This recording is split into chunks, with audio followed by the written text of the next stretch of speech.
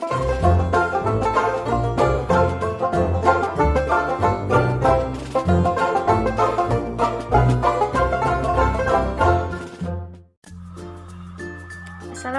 warahmatullahi wabarakatuh. Saya Dina Lestari, Prodi Pendidikan Biologi, Fakultas Keguruan dan Ilmu Pendidikan, Universitas Maritim Raja Ali Haji. Pada kesempatan kali ini, saya akan menjelaskan teori belajar kognitif. Apa pengertian teori belajar kognitif? Siapa saja tokoh-tokoh teori belajar kognitif? Dan apa kelemahan dan kelebihan dari teori ini akan saya jelaskan melalui video berikut. Langsung saja kita masuk ke pembahasannya. Yang pertama itu pengertian teori belajar kognitif. Nah, istilah kognitif berasal dari kata cognition, artinya adalah pengertian atau mengerti. Pengertian secara luasnya adalah perolehan, penataan, dan penggunaan pengetahuan.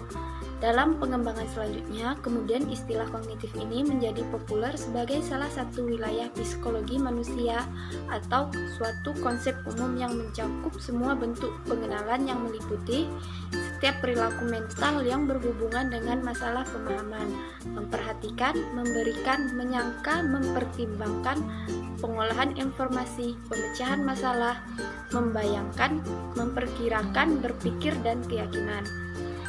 Kemudian, teori kognitif lebih mementingkan proses belajar daripada hasil belajarnya. Teori ini mengatakan bahwa belajar tidak sekedar melibatkan hubungan antara stimulus dan respon, melainkan tingkah laku seseorang ditentukan oleh persepsi serta pemahamannya tentang situasi yang berhubungan dengan tujuan pembelajarannya. Yang berikutnya, tokoh-tokoh teori belajar kognitif. Yang pertama di sini ada Jean Piaget. Tokoh ini meneliti dan menulis subjek perkembangan kognitif ini dari tahun 1927 sampai 1980, sekitar 3 tahun untuk meneliti atau menulis subjek perkembangan teori kognitif ini. Menurut Piaget, perkembangan kognitif merupakan suatu proses genetika, yaitu proses yang didasarkan atas mekanisme biologis, yaitu perkembangan sistem saraf. Nah, proses belajar menurut Piaget ini terbagi menjadi 3. Yang pertama itu ada asimilasi, adalah proses penyatuan informasi baru ke struktur kognitif yang sudah ada dalam benak siswa. Yang kedua ada akomodasi, adalah proses penyesuaian struktur kognitif ke dalam situasi baru. Dan yang ketiga ada ekualibrasi, adalah proses penyesuaian berkesinambungan antara asimilasi dan akomodasi.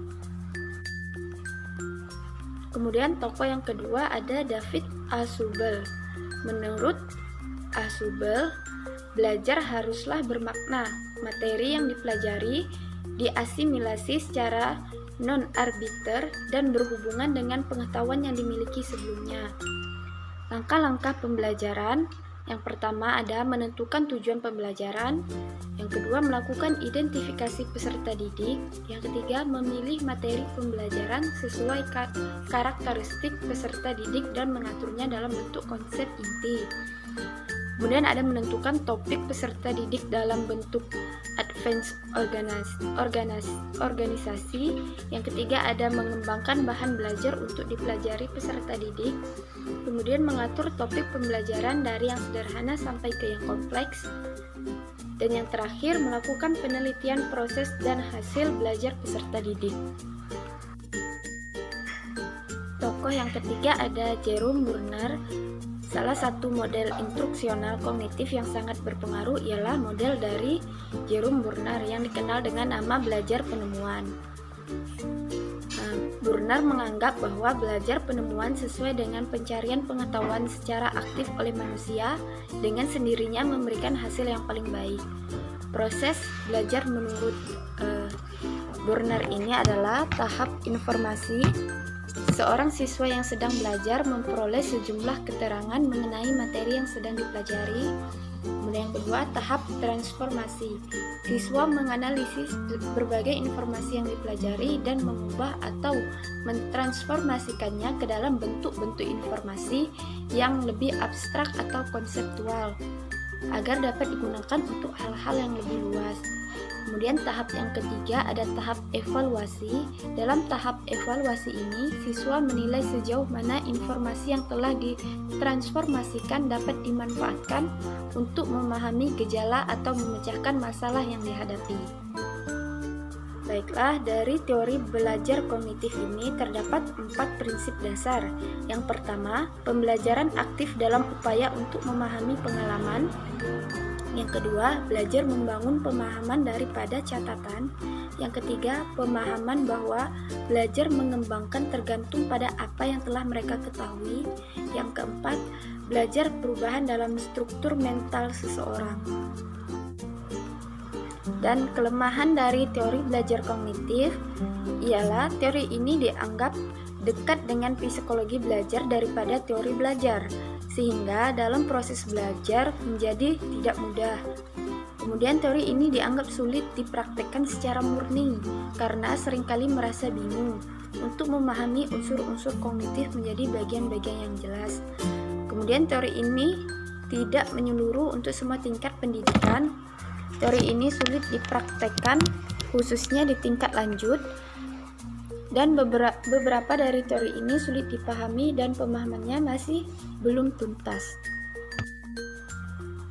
Nah, ternyata teori belajar kognitif memiliki kelebihan dan kekurangan. Adapun kelebihan dari teori kognitif ini ialah menjadikan siswa lebih kreatif dan mandiri, membantu siswa memahami bahan belajar secara lebih mudah, dapat meningkatkan motivasi. Kemudian dapat meningkatkan kemampuan siswa untuk memecahkan masalah, dapat membantu guru untuk mengenal siswa secara individu sehingga dapat mengembangkan kemampuan siswa, dan dapat mempelajari materi pembelajaran yang rumit untuk memecahkan dan untuk menciptakan kreasi atau ide baru.